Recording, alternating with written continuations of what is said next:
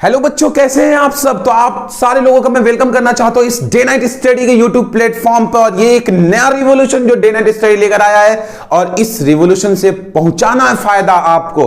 तो फाइनली मैं आपका मेंटोर मोहम्मद आदिल शरीफ, मैंने BCom MCom from Banaras Hindu university and also UGDC यानी 3 years diploma in computer application as well as BEd.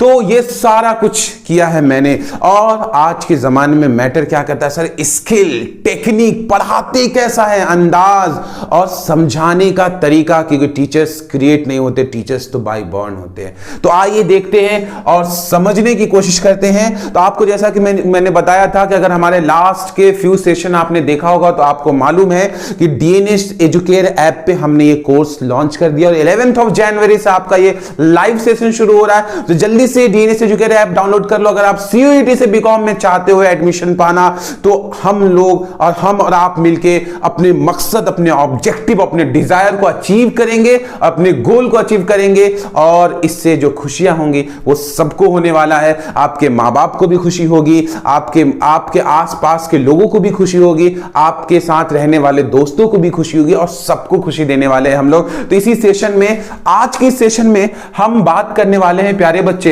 Domain specific का एक सब्जेक्ट है हमारा बिजनेस स्टडीज।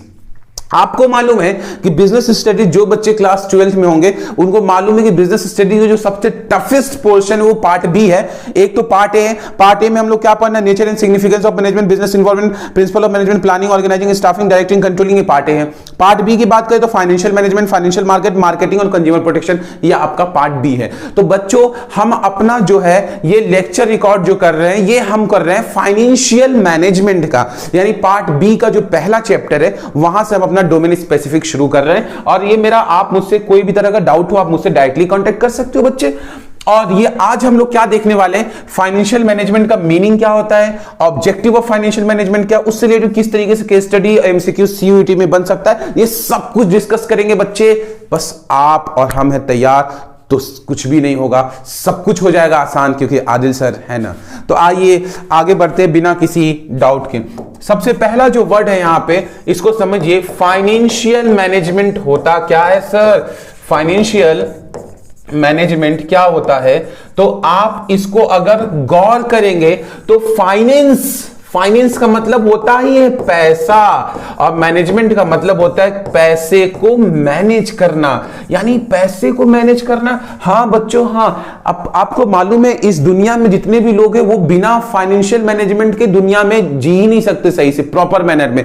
यानी ये बहुत जरूरी है हर इंसान के लिए, वो जो कुछ भी पैसा कमा रहा है उसको प्रॉपर तरीके से यूटिलाइज करे, उसको सही जगह पे लगाए, उसको सही से यूटिलाइजेशन करे। क्यों?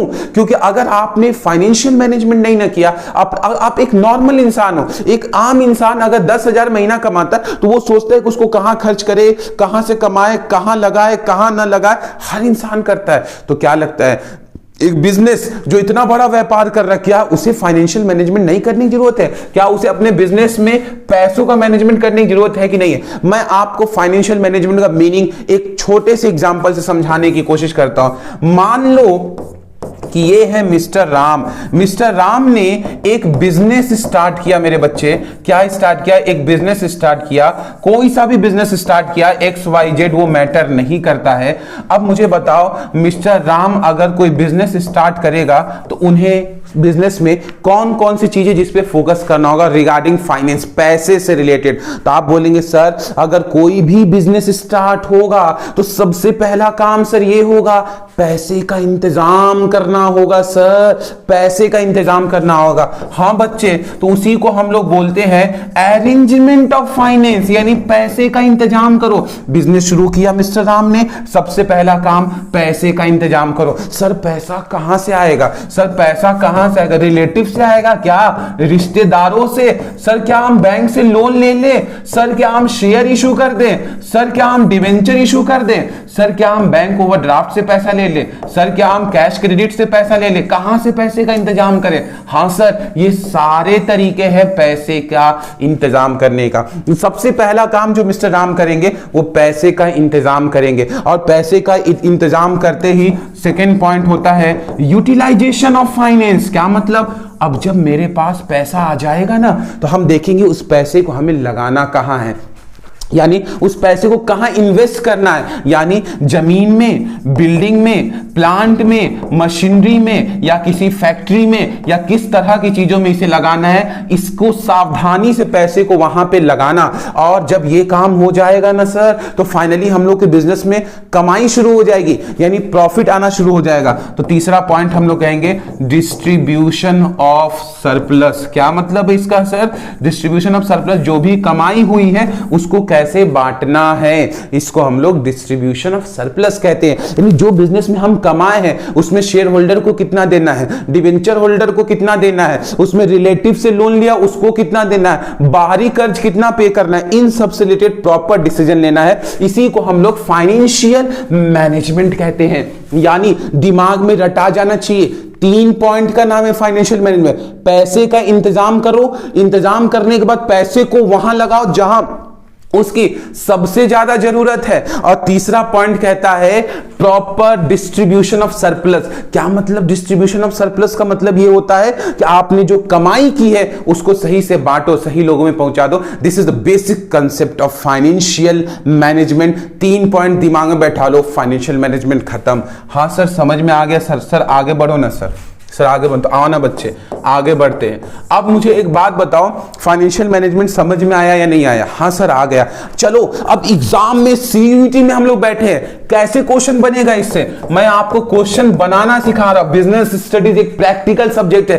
तकलीफ होती है साहब, तकलीफ होती है जब बिजनेस जैसे सब्जेक्ट को रटाया जाता है। हम आपको बताते केस स्टडी बनाते कैसे। केस स्टडी कोई ऐसा नहीं है कि कोई बहुत फरिश्ते आके केस स्टडी बनाएंगे, नहीं मेरे भाई। केस स्टडी एक नॉर्मल से इंसान ही बनाता है। कैसे केस स्टडी बनते हैं? मैंने कहा कि एक केस स्टडी देखो ना। मैंने कहा मिस्टर राम जो है एमबीए करने गया। क्या करने गया? एमबीए करके अपने घर पे पापा के पास लौट कर आता है। इसको इंग्लिश में दिखा क्वेश्चन दिया रहेगा, हिंदी में भी। उसको पापा के पास लौट कर आता है और पापा का ब्लेसिंग्स लेता है, यानी पापा की दुआएं लेता है। पापा की दुआएं लेने के बाद इसने प्लान किया कि पापा मैं जा रहा हूं एक शॉप खोलने जिसका नाम है एमबीए चाय वाला।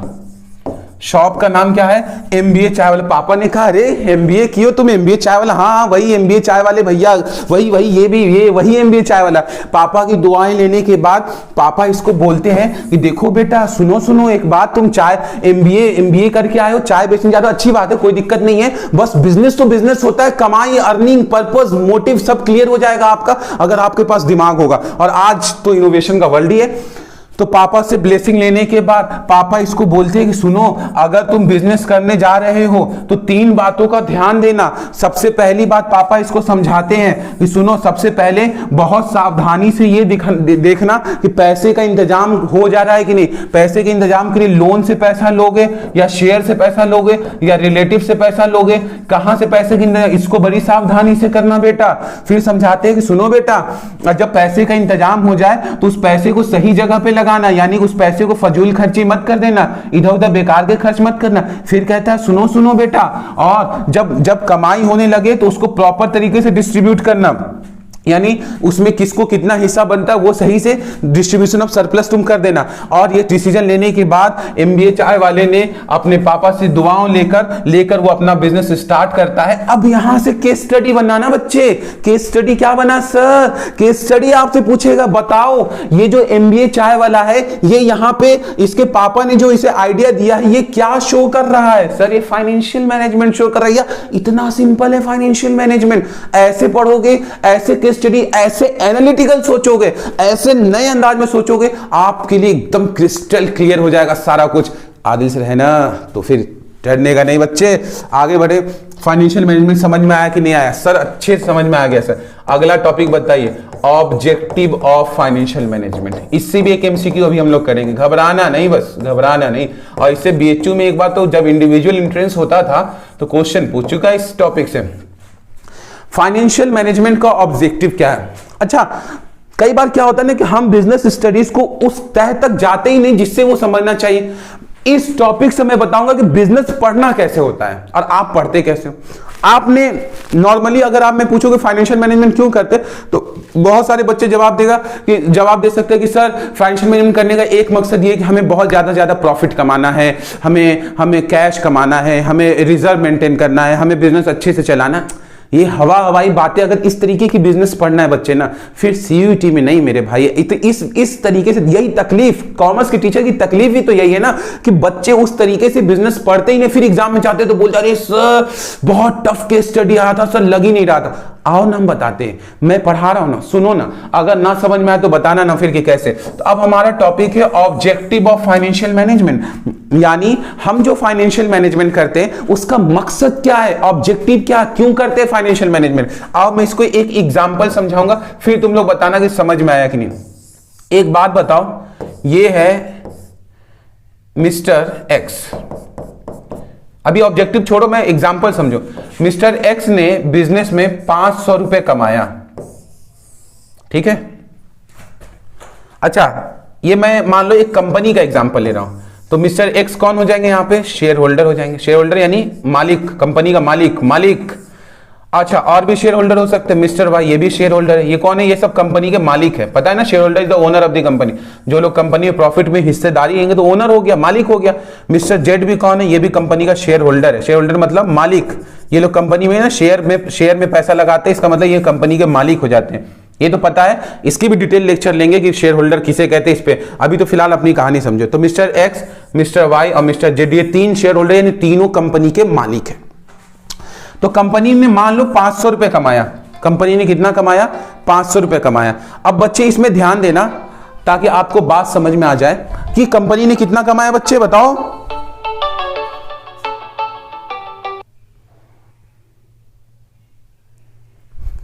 अब बच्चे मालिक XYZ, इसने 500 रुपए कमाया।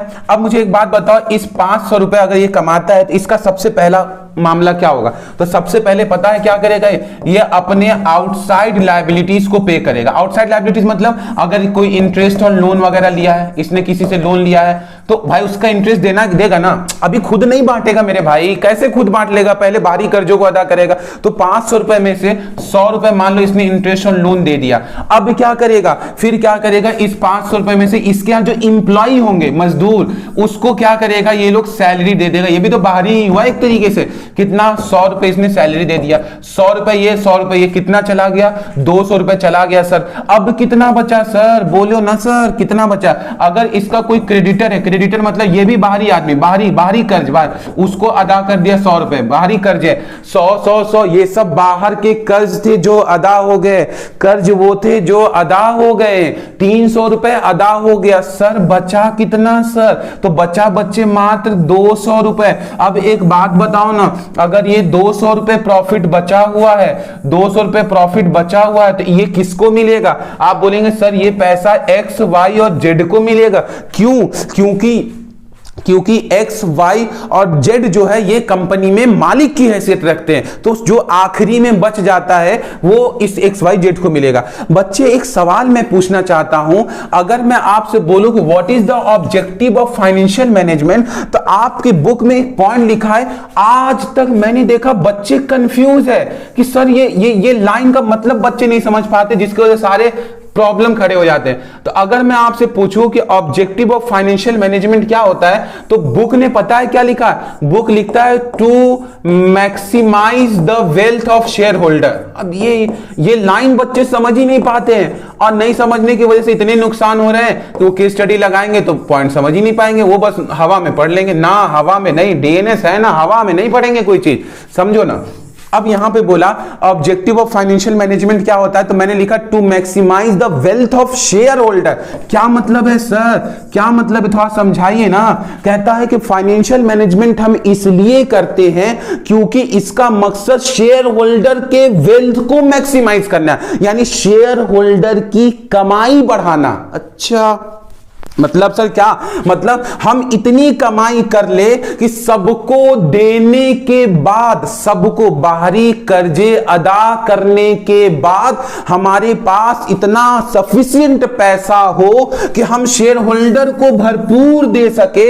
ये शेयर होल्डर की कमाई बढ़ाना, इस कमाई को इंक्रीज करना, इस कमाई को बढ़ाने को हम लोग कहते हैं कि this is the objective of financial management, कि जो हमारा शेयर होल्डर है वो भरपूर कमा ले तो हमारा फाइनेंशियल मैनेजमेंट काबिल कबूल है। यानी फाइनेंशियल मैनेजमेंट क्या है, हमको हो गया, हमारा ऑब्जेक्टिव पूरा हो गया, हमारा मकसद पूरा हो गया। अच्छा अच्छा अच्छा अच्छा अच्छा, आपकी बात सर समझ में आ गया। इसका मतलब आप ये कहना चाहते हो कि अगर हमारे बिजनेस में हमने ये प्रॉफिट कमाया तो इस प्रॉफिट में बाहरी कर्जों को अदा करेंगे, इस प्रॉफिट में से बाहरी लोगों को दे देंगे, ये बाहरी लोगों को हम दे दिए। अब जो मेरा मकसद होना चाहिए वो ये होना चाहिए कि आखिरी में मेरे पास इतने पैसे बच जाए, इतने पैसे बच जाए कि शेयर होल्डर को भरपूर कमाई हो जाए। यही मेरा मेन ऑब्जेक्टिव है, to maximise the wealth of shareholder. यानी शेयर होल्डर को अगर भरपूर कमाई हो रहा, ये देखो शेयर होल्डर को पैसे ही पैसे, इसी को बोलते हैं फाइनेंशियल मैनेजमेंट का ये ऑब्जेक्टिव है।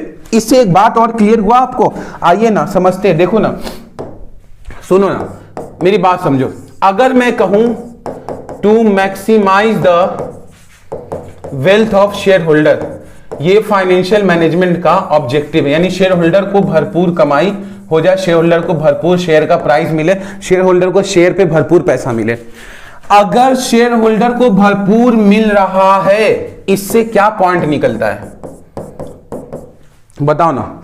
मैं कह रहा हूं कि शेयर होल्डर को कमाने का कोई टेंशन नहीं, शेयर होल्डर को भरपूर पैसा मिल रहा है, शेयर होल्डर को कोई परेशानी नहीं है। If the wealth of the share holder is got maximised, अगर शेयर होल्डर का वेल्थ मैक्सिमाइज हो रहा है यानी बहुत भरपूर हो रहा है, कमाई में कोई प्रॉब्लम नहीं है, कमाई में कोई दिक्कत नहीं है और कोई मसला नहीं हो रहा है, तो मुझे बताओ इससे क्या पॉइंट निकलता है? इससे 4 पॉइंट निकलता है। क्या? इसका मतलब यह है कि उस कंपनी का जो प्रॉफिट हो रहा है, the profit will also maximise. इसका मतलब है कि उस कंपनी में प्रॉफिट भरपूर हो रहा है। क्या ये होगा कि नहीं? अगर शेयर होल्डर का, क्योंकि शेयर होल्डर को आखिरी में मिलता है ना, तो पहले सारे कर्जे अदा होंगे तब शेयर होल्डर को मिल रहा है। जब शेयर होल्डर को भरपूर मिल रहा है, इसका मतलब है कि उस कंपनी की कमाई भरपूर हो रही है, कोई कैश में दिक्कत नहीं है। पहला पॉइंट। इस अगर शेयर होल्डर भरपूर कमा रहा है, इसका मतलब यह है कि ये जो कंपनी है ये अपने financial commitments with creditor, financial commitment क्या होता है? जो फाइनेंशियल कमिटमेंट का मतलब यहां पे क्या होता है, ध्यान समझना। अगर आपका क्रेडिटर है, क्रेडिटर का मतलब जो बाहरी आदमी है, जो बाहरी आदमी है, अगर बाहरी आदमी से आपने कोई कर्ज लिया है तो उस कर्ज को आप क्या कर पा रहे हो, आप अदा करने के लायक हो, तभी। नहीं समझे? अगर शेयर होल्डर का वेल्थ मैक्सिमाइज हो रहा है, इसका मतलब है कि आपने बाहरी कर्जे अदा कर दिए होंगे, तभी तो शेयर होल्डर को पैसा मिल रहा है। इसका मतलब ये सपना भी आपका पूरा हो रहा है। यानी फाइनेंशियल कमिटमेंट विद क्रेडिटर में भी कोई प्रॉब्लम नहीं, यानी जो आपने वादा किया अपने बाहरी कर्जों को अदा करने का, वो पूरा हो रहा है। सर अगला पॉइंट बताइए ना। अगला पॉइंट क्या कहता है बच्चे, ध्यान समझना, ताकि कोई डाउट हो, कोई लॉजिक हो, कोई दिक्कत हो। कहता है to maintain liquidity. What is to maintain liquidity का क्या मतलब है सर? यहां पे लिक्विडिटी का मतलब होता है कैश। कैश यानी हमारे बिजनेस में कैश की कोई प्रॉब्लम नहीं आ रहा, कैश की प्रॉब्लम नहीं आ रहा। इसका मतलब क्या है सर? इसका मतलब आपने इतना पैसा कमाया कि आपने बाहरी कर्जों को अदा कर दिया, सबको देने के बाद शेयर होल्डर को भी भरपूर दे रहे। इसका मतलब बिजनेस उधार नहीं चल रहा, बिजनेस में कैश प्रॉपर आ रहा है। आज के टाइम में एक प्रॉब्लम आपको पता है ना, बिजनेस में कैश का प्रॉब्लम होता है। यानी बिजनेस में कमाई तो हो रहा होता है बट कैश में नहीं हो रहा, तो सब उधार है, मार्केट में पड़ा हुआ। तो इसका मतलब अगर शेयर होल्डर का वेल्थ अच्छे से मैक्सिमाइज हो रहा है, इसका मतलब यहां पे ये है कि आपको लिक्विडिटी आपका यानी जो कैश है वो प्रॉपर मेंटेन हो रहा है। समझ में आया कि नहीं आया? हाँ सर समझ में आ गया। और इसका मतलब एक और निकलता है कि जो हमारा रिसोर्सेज है वो हमारा प्रॉपर यूटिलाइज हो रहा है, रिसोर्सेज हमारा प्रॉपर यूटिलाइज हो रहा है। समझ में आया? यानी जो भी रिसोर्सेज का मतलब जो फाइनेंशियल रिसोर्स है, यानी हमारा पैसा सही इस्तेमाल हो रहा है। क्यों? क्योंकि हमारा शेयर होल्डर का वेल्थ मैक्सिमाइज हो गया है। इसका मतलब फाइनेंशियल मैनेजमेंट का ऑब्जेक्टिव क्या है सर? तो फाइनेंशियल मैनेजमेंट का जो मेन ऑब्जेक्टिव है वो शेयर होल्डर का फायदा बढ़ाना है, ओनर को फायदा। अच्छा, ओनर को फायदा कब मिलेगा? जब सारे बाहरी कर्ज अदा हो जाएंगे, और बाहरी कर्ज अदा होने के बाद अगर ओनर को मिल गया तो 4 बातें सामने आता है। इसका मतलब उस कंपनी को प्रॉफिट में कोई तकलीफ नहीं है। इसका मतलब वो कंपनी अपने कमिटमेंट, अपने वादे जो क्रेडिटर से किया कि हम अदा कर देंगे, वो कर रहा है। इसका मतलब है कि उस कंपनी को लिक्विडिटी यानी कैश का कोई प्रॉब्लम नहीं है। इसका मतलब है कि उस कंपनी का जो फाइनेंस यानी जो पैसा है वो प्रॉपर तरीके से यूटिलाइज हो रहा है। इसका मतलब ये कि everything is going in a fair and a systematic manner. दोस्तों समझ में आया या नहीं आया? हाँ सर समझ में आ गया। अब चलो ना, अब आगे बात करते हैं ना बच्चे। अब मैं कुछ केस स्टडी पे डिस्कस करना चाहूंगा ताकि आपको प्रॉब्लम समझ में आ जाए। अगर आपसे क्वेश्चन पूछ रहा है कि एक कंपनी है जो करोड़ों रुपए कमा रही है, कमाने के बाद वो अपने आउटसाइड लायबिलिटीज को भी पे कर रही है, क्रेडिटर को भी पे कर रही है, उसके पास लिक्विडिटी का भी कोई प्रॉब्लम नहीं है, और वो कंपनी जो है, और उसके बाद जो प्रॉपर पैसा बच रहा है उसमें शेयर होल्डर को भी भरपूर मिल रहा है, इसका मतलब ये कंपनी जो है वो कौन से ऑब्जेक्टिव ऑफ फाइनेंशियल मैनेजमेंट को अचीव कर रही है? तो आप बोलेंगे कि कंपनी जो है शेयर होल्डर का वेल्थ मैक्सिमाइज कर रही है, यही फाइनेंशियल मैनेजमेंट का ऑब्जेक्टिव होता है। अगर एग्जाम में आपसे एक एमसीक्यू पूछ दिया कि इन विच ऑफ द फॉलोइंग यानी इनमें से कौन फाइनेंशियल मैनेजमेंट का ऑब्जेक्टिव है, तो उसमें कहीं भी अगर आपको ऑप्शन मिल जाए to maximise the wealth of shareholder, तो वही आपका फाइनेंशियल मैनेजमेंट का ऑब्जेक्टिव होगा। बच्चे समझ में आया नहीं? इस तरीके से हम लोग एक एक चीज सिस्टमैटिक मैनर में प्रॉपर तरीके से आपको पढ़ाएंगे ताकि आपको हर एक कॉन्सेप्ट बेहतरीन तरीके से समझ में आए। और अगर आप कॉन्सेप्ट को समझ के पढ़ेंगे तो सारे केस स्टडी भी लगेंगे, सारे प्रॉब्लम भी शॉर्ट आउट होंगे। आज आपको पता तो चल ही गया होगा कि बिजनेस पढ़ते कैसे हैं, समझते कैसे, और बुक की किस पॉइंट को किस हद तक जाकर समझना पड़ता है। क्यों हवा में अगर हम कोई चीज पढ़ेंगे बच्चे तो नहीं हो पाता। और ये इस टीचर को बस तकलीफ इसी बात की है कि बच्चों को उस तरीके से नहीं पढ़ते हैं बच्चे जिस तरीके से उन्हें पढ़ना चाहिए, ताकि उस बुक का हक अदा हो जाए। उम्मीद है आपको ये सेशन पसंद आया होगा।